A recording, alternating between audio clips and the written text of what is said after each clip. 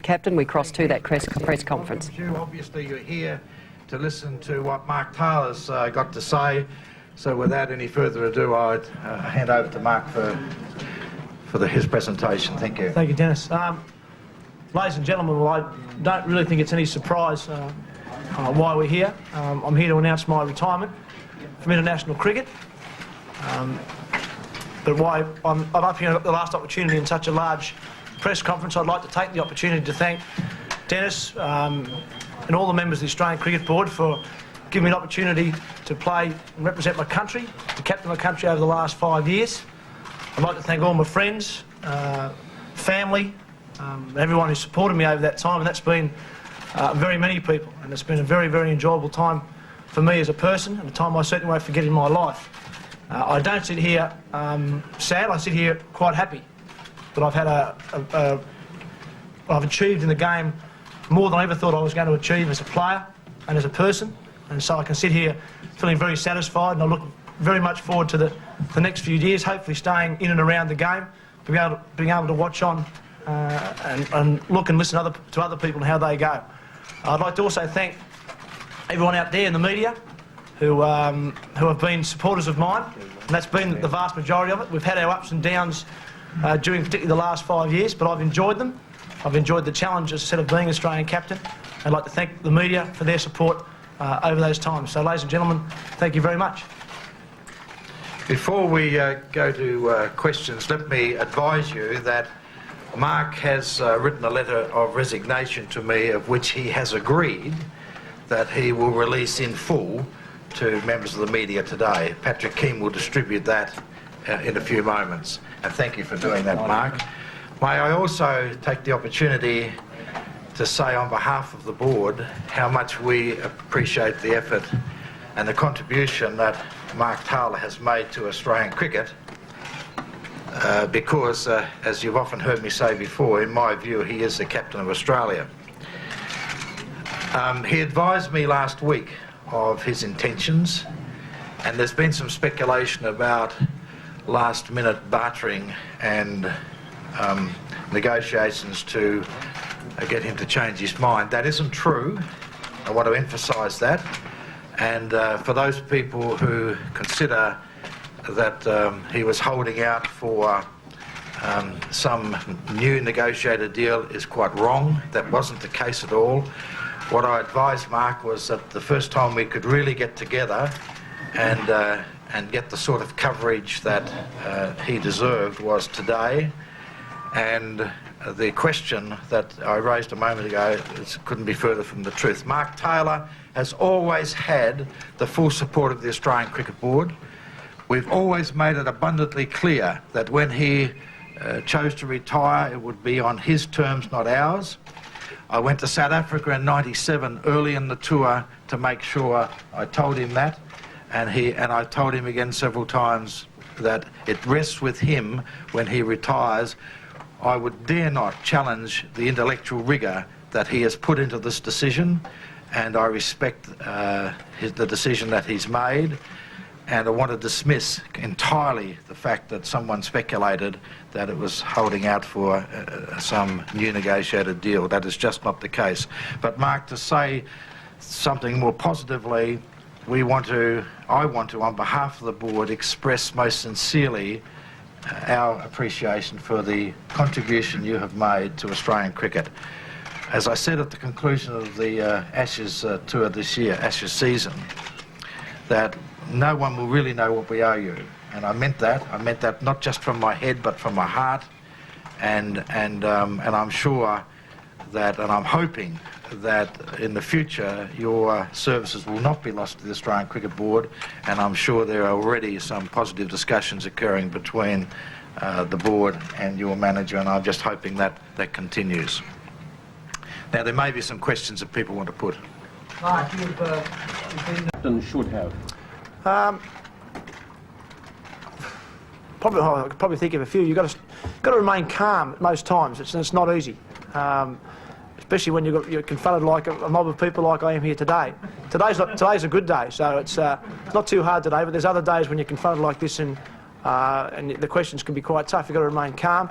You've also got to know your players and be able to communicate with your players. And as I said, the 3 players I've just mentioned, I think all 3 of them have got those skills. G'day, Mark. Merrick here from Triple J. How are you, Sport? Not bad, mate. Just on behalf of the youth of Australia, mate, just want to say that you're a bloody champion, and we love you, and you'll be sorely missed. That's no questions. That's all I want to say. Just Cheers, on mate, thank you. that line there, Mark. Any truth in the allegations that you're trying to register the name Super Tubby?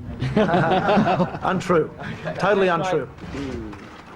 But perhaps it'd be fairer to ask Mr. Rogers that question about who you think should succeed. Will you consult Mark about his successor? Oh, Mark's made his position very clear, and I respect that. He has. I think he couldn't have said it more clearly than he has today. The final decision who will succeed him rests with the 14 directors of the Australian Cricket Board. They'll have some quality input from the selectors, the Australian selectors. Dennis, I understand there's a board meeting scheduled for next Tuesday, but do you intend bringing that forward now in the light of today's announcement? The next board meeting is and has in fact been scheduled for 6 months, is the 12th of February, which I think is Friday week. It's not my intention to change from that. There's a lot of work to be done, a lot of research to be done. We obviously wanted Mark to announce his retirement today. That's occurred. It means that myself and Malcolm Speed have got a lot of work to do in the next few days to ready ourselves for that board meeting. Mark, you presided over history in respect to the fact that we've had 2 Australian captains running around in the one-day game and in the Test arena. Now that you are no longer the Australian Test captain, your feelings now, are you free to express exactly how you feel about that now without treading the diplomatic tightrope? Well, I think I expressed them fairly freely 18 months ago. I was disappointed, there's no doubt about it. I wanted to keep playing, and also disappointed the fact that we had 2 captains, because I've always believed that the ideal situation is to have one player who runs the team, or the teams because it's just better for continuity. It's better because you can see the people day in, day out. When you're not in one form of the game, you don't see what they do day in, day out. So with me retiring today, there's a great opportunity now to have just the one captain, and I'm sure that's what will happen. You've been a diplomat, now that you're going to probably do a little bit of commentating, and that means you're going to have to be passing opinion on players that you've been associated with for a number of years. Yeah. How's that going to rest with you? No real problem, because I've always found that, I think my rapport with the media has been very good. So when I maybe jump the fence in years to come and become a reporter or a commentator, wherever it may be, I don't think I'll have a problem with that. I've always respected people who have an opinion on myself. As I said, I make mistakes, I do things wrong, I have bad slumps, I have good days, and I think the job of a commentator or a reporter is to write that down or to tell people about that. And now, if I do jump the fence in years to come, that'll be my job. Apart from being a commentator, what else do you plan to do? Oh, I don't really know at this stage. I've been very lucky, as I said, that cricket's given me a lot of options. I'm involved with a number of companies who I do some public relations work for, so I hope to keep that going. And you said maybe the commentary of the Channel 9 mob will have me. That's always a possibility. So I've got a number of options, and because the cricket and probably the captaincy over the last 5 years has given me those chances. Mark, can you tell us what sort of qualities you think each of those 3 candidates could bring into the captaincy? I think they're all good candidates. All got good qualities. No, because I think, as I said, if I go through each one of them, I'm giving away who I think should get the job. But I won't be doing that because I don't get a say, which is great. You continue Shield? Will you continue with Shield cricket? I'll definitely continue Shield to the end of this year, and then see what happens in the off-season, I suppose. And it could depend on how much involved I stay in the game itself, in the international game. So those options I'll weigh up in winter. Being calm is one of the qualities of a captain. The events in Adelaide last week, did that sadden you, watching it from afar? Very much so, because I think it could be an unfortunate moment in the game. The game may change forever because of that moment. I was disappointed to see that.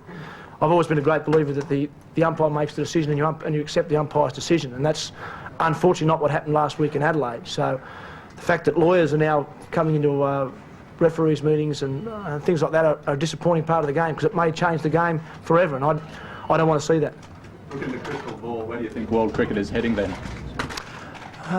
Well, world cricket in general is heading well. I think I just saw the Pakistan-India Test match, saw some highlights of that last night, and You know, you see a Pakistan side running around the Chennai Stadium. You know, you wouldn't have seen that 10 years ago. So they're great moments for Test cricket. The crowds this year in Australia was second to none in my time in the game. So there's great signs for cricket. The problem we've got is that there is a lot of controversy that goes with that. But I think there's one thing we just have to deal with them and deal with them as quick as we can, because the game itself is going quite nicely. Mark, when you were made captain, you told me 5 years ago that endurance was even more important than fitness, because you said they were simply playing so much cricket. Well, now with one of those candidates, of course, dealing with a hamstring, do you think we've reached, or are we near the limit of how much cricket we're playing? I've said that for about 12 months, yes. I think that's something that has to be monitored on a regular basis. The number of injuries you'll see going through world cricket at the moment suggests that there's a lot of cricket being played. So even Courtney Walsh missed a few games in South Africa recently, so that's a miracle. So there is a lot of cricket being played, and it's something that has to be monitored regularly. No, you said you're not one for grandstanding, but when you look around this room and think of everything you've achieved, can you look back as a fresh-faced country boy and say, hey, gee, this isn't half bad, what I've done? Oh, exactly right. And that's why I'm sitting here today, feeling exactly that way. And I didn't walk off the SCG with my hands in the air saying, look what I've done for world cricket. Because, as I said, I've gained more out of cricket than I've given to cricket, I feel. It's been a great game for me. It's a game I've loved playing. I've loved the people I've met in the game. I've made a lot of friendships from the game. And I hope they'll continue for many years to come. Exactly for that, the guy who loved playing.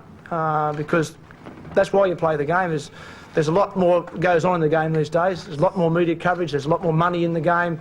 There's sponsors. There's more controversy in the game these days. But the bottom line is, I think you do your best. If you're just going out there day in, day out, trying to do your best and enjoy the game of cricket. If you can keep it that simple, I think you'll do well. You're preparing for a couple of tough months of missing the game? Probably. I dare say I'll miss it when the guys go off to the West Indies. I'll feel when the new captain stands at Kingsford Smith Airport and says goodbye to everyone and says how well he's going to do in the West Indies, as I've done for the last 5 years, I'll feel, I suppose, a little bit sad on that day, but I know that today I've made the right decision. Mark, can I ask you one more about you, the bloke? Were you hurt when they split the captaincy? Were you personally hurt? Did you suffer?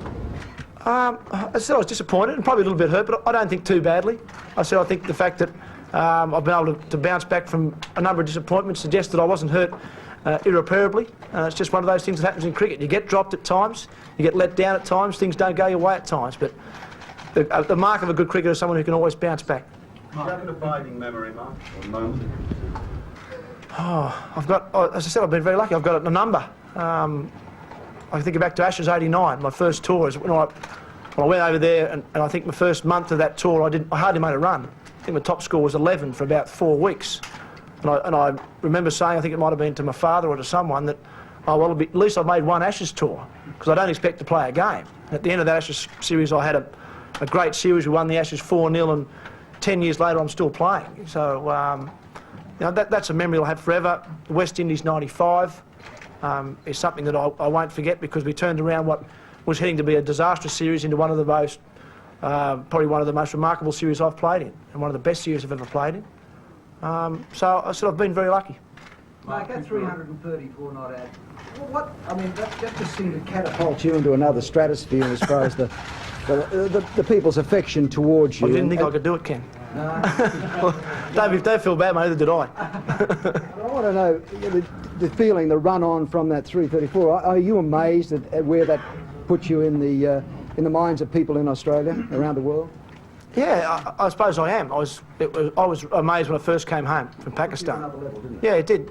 I suppose it took me from Mark Taylor, senior Australian cricketer and Australian captain, to almost, dare I say it, Shane Warne heights. I said, my manager told me last week I made the New York Times, so things have really gone from there to there, I suppose. It's amazing. You make steps in the game. I made a step from New South Wales to Australia, then the Australian captaincy, and I thought once I got to the Australian captaincy that would be it. But it's amazing, you can make another step beyond there, and that's what's happened to me over the last 6 months. Mark, has that made this decision easier, that's one of those achievements and you think, well, I'm never going to be able to top that, so it makes this whole thing, you know, you've done the best you can do, sort of? As I said, I tried to go back I've tried to make the decision based on that. It has made those things do make it easier to sit here and say that I have achieved a lot and have said much more than I thought I would ever achieve. But as I said, I've tried to base the majority of this decision on whether I could go to the West Indies and whether I could think I could do well as a person and as a player. And that's the main reason I'm not going to the West Indies, because I feel that my heart's not quite in it. And if it's not in it, I won't do well. I still think we may win the series, but that's not why I should go on and keep playing. When did you have a bet? Whom would you put your money on for the World Cup? If I was allowed to bet, and I've still under contract, so I'm not, I'd have a bet on Australia winning the World Cup. How would you see England? And I'd have a well, I think England and South Africa are the two sides. I'm sorry, Australia and South Africa are the sides to beat. I believe, and there's probably a bit of parochialism there from the Australian side of things. And I think the dark horses are England and the West Indies. Mark, you don't want to mention who's going to replace you as captain. What about as an opening batsman in the side? Because there's a few there that are tossing up now. Well, once again, I think we're very fortunate. And I think someone like Matthew Elliott, who's been playing well for a number of years, it looks a logical choice. But Greg Blewett's had a very good year as well. But I've always liked the fact of a left-right combination at the top of the order. So I think, if I had a say in it, which I don't, as I said, Matthew Elliott would be my pick. Would you like to be selected now? No way. I'm trying to get away from all this. What was your lowest point as captain? Was it in England in '97 when the whole of Australia was calling for your head? You couldn't get around? Without a doubt. After the first innings at Edgbaston, when I made 7, caught by Mark Butcher off Devon Malcolm, I think was the dismissal. I walked off thinking that could well be it. So that was probably the lowest moment in my Test career. Did you think of quitting at all at the beginning of that tour? Because everybody was saying... I never thought of quitting at the start of the tour, no.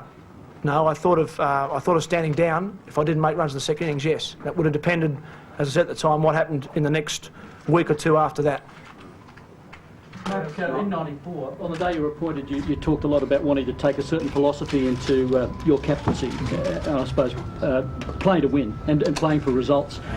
To what extent do you think the way you've kept that philosophy going and had it run through the Australian team, to what extent has that impacted on what I think some people would perceive as a great revival of Test cricket as opposed to one-day cricket in the last 5 years? I'd like to think it's had a big impact. The fact that we have gone into games and our philosophy has been to win at all costs or get a result at all costs and back ourselves. If we get a result, we'll win it.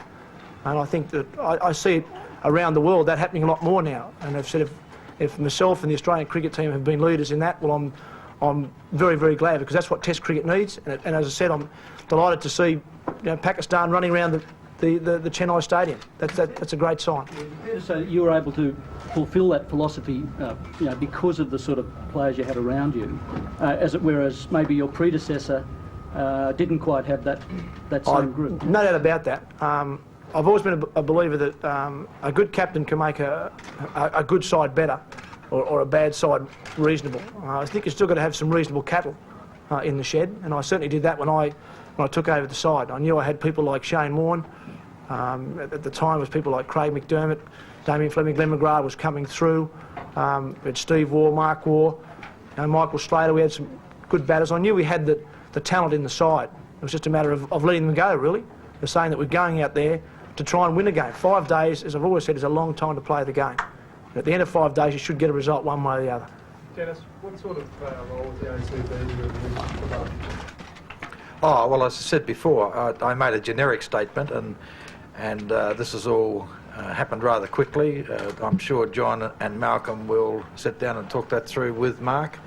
As I said, we don't want to lose his services, obviously, and we want to benefit from his profound knowledge and influence that he has in the cricket world. But that remains to be seen in more specific terms. I say again, I answered the question generically.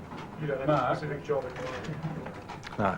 So Mark, do you have a feeling about how you'd like to stay involved in the game at the top level?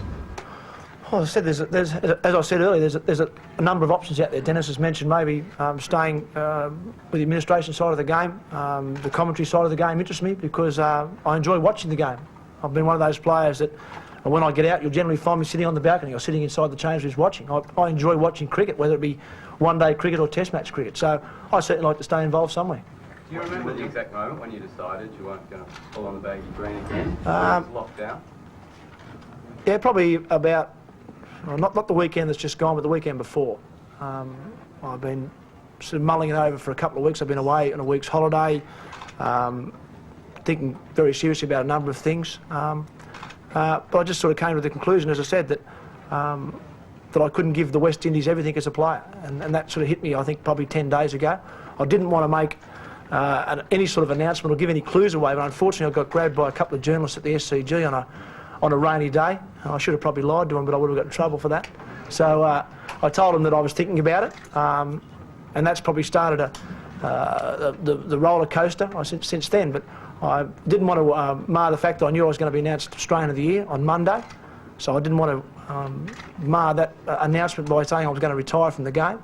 So I waited until Wednesday to inform Dennis and Malcolm. Do you think your going will have a chain reaction on the other senior players? I don't think so, because I think we're all very different. You know, I look at Steve Ward, I look at Ian Healy and Mark Ward. They still just love playing. They love competing. So I don't think, as I said, that's the reason I gave it away, was because I'm starting to lose the edge to compete, I suppose, particularly on an international stage. So I don't think they've lost that. And if they do, it might be the time for them to go. But those three gents, I think, just still love playing. So as long as they keep love playing and keep doing the business as they're doing, they'll keep playing for as long as they can. Have you told any members of the team yet? I've spoken to Steve Ward this morning, and I spoke to Shane Warne, who rang me about 2 nights ago and sort of hinted to him that this was going to happen today. Right. The Prime Minister seems to enjoy your company, Mark. The Prime Minister, does that mean he's sidling up alongside you for maybe politics sooner or later? I certainly hope not. Because I think my wife's told him in no uncertain terms there's no way that's going to happen. Mark, you received highly favourable comments on your performance on Channel 9 as a commentator the other night. Have you had any coaching? No coaching. I don't think you need a lot of coaching. I think you need some sort of experience in the media, and I've sat at a table like this now for 5 years, so I've got a fair idea of how the media works. I think the other thing is I know the game of cricket, and I think that's what I can hopefully bring to the game and to the media side of the game in years to come. Is that I've played the game now for 10 years, captain for 5, so I know the game and the players fairly well. Do you want Ricky Bennett? I don't want anyone's job at this stage, mate. He's doing a very good job at this stage. Mark, we know you describe your relationship with not only the Australian cricketing public, but with the Australian public, influenced again, of course, by the Australia Day announcement. But even in your darkest moments, the Australian public, cricketing public, has supported you. Yeah, I'd like to think that my relationship with the public in general is quite good. I think because they see a lot of themselves in me. I certainly know Michael Bevan when it comes to being an athlete. I've played 10 years of international cricket, named Tubby or Stodge or various other names. So I think people can relate to that I just go out there and try and enjoy what I do. And I don't feel I have to have a beer with anyone in particular. I'll have a beer with anyone who buys me one. So I think people can relate to that. Mark, your boys that you're growing up have all their lives you've been playing for Australia. What was their reaction when you said I'm not going out there anymore? Oh, they don't really know much about it, really. I think they'll be glad to see more of their father though in years to come. Mark, there was a time when you said that the International Players Association would be a good thing, but that no one had enough time to devote to it. Is it something now in your post-playing role that you might consider? Is there a need for an International Players Association, and could you do something about it?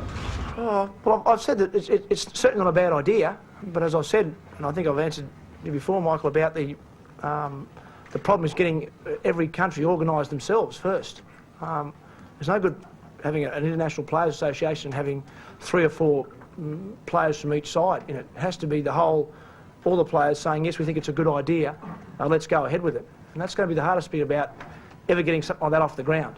Do you think players are concerned about the tumult in the game at the moment, and your fellow captains, are concerned about the tumult in the game at the moment?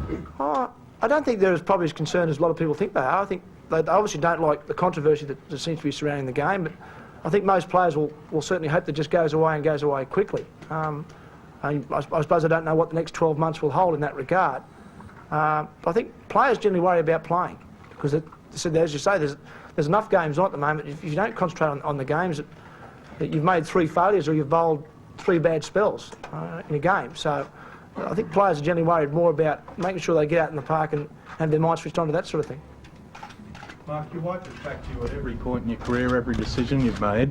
Did she express any relief when you told her you were going to go?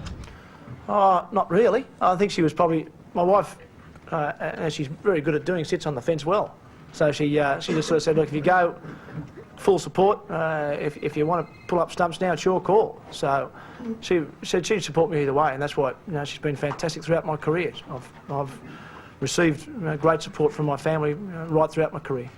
Mark, you touched on it earlier when you were talking about how concerned you were with the development that happened recently in the game. What do you think the game has to do to sort of take control of itself, given that things seem to get away over the last couple of weeks? I still think the only way we're going to get full control of the game is to have the governing body having full control and full disciplinary action, I suppose, and no longer making recommendations, because recommendations aren't working. So someone has to put their hand up, some body has to put their hand up and say that we make the final decision on a person or an incident. Now, we're unbiased, we're global, and whatever we say goes.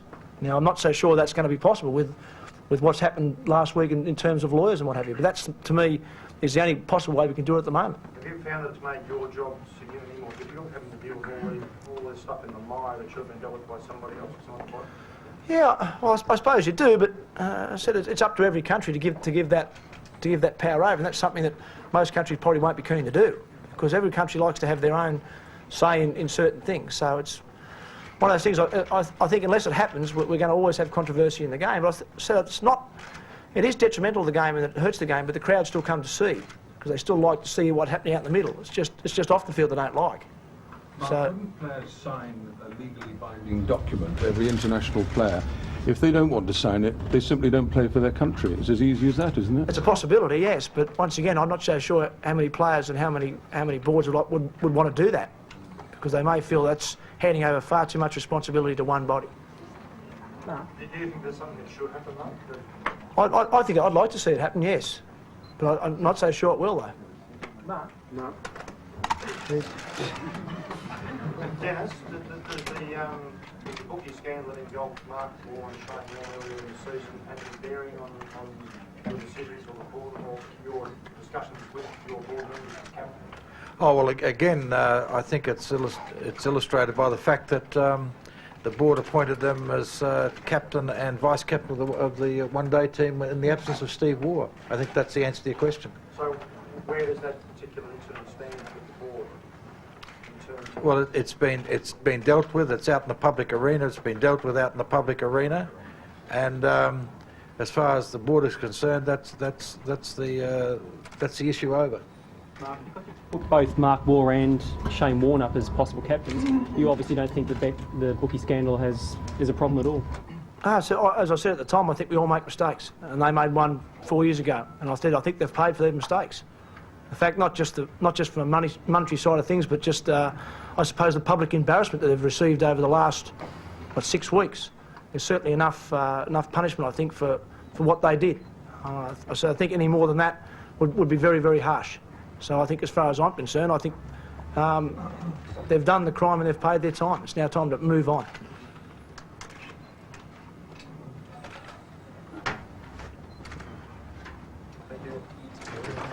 Thanks, Skip. Do we want to do the timing? Thank you. Do we want to do anything?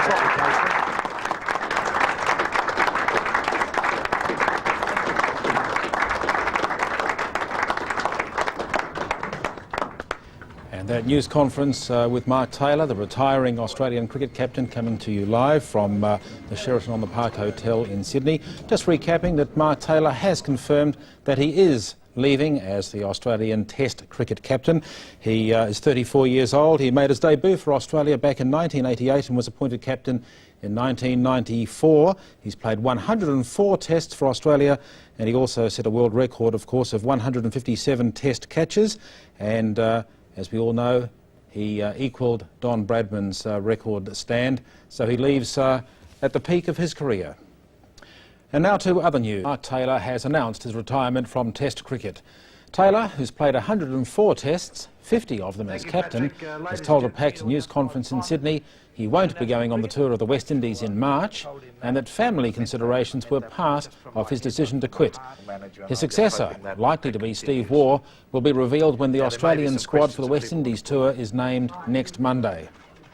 Well, I don't really think it's any surprise why we're here. I'm here to announce my retirement from international cricket.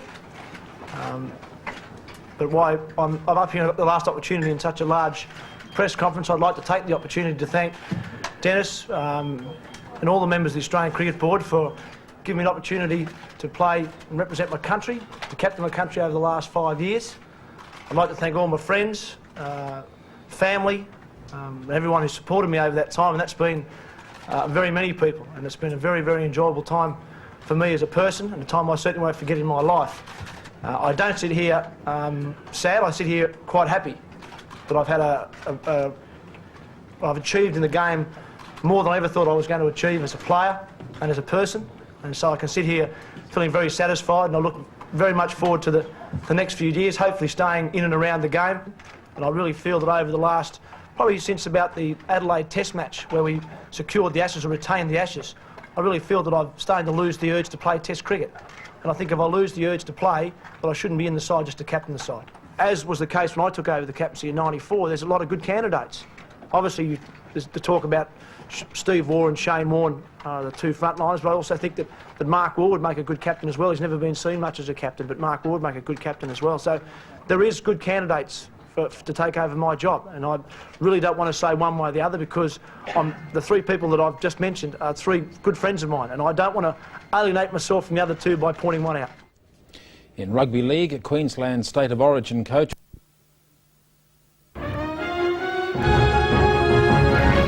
Mark Taylor has confirmed he's quitting as Australia's Test cricket captain. Taylor says he's lost the desire to play at the highest level. The sentencing of Australian nanny Louise Sullivan for manslaughter has been adjourned until tomorrow after a British judge wanted more time to study several reports. And we'll be back with more news in just a moment.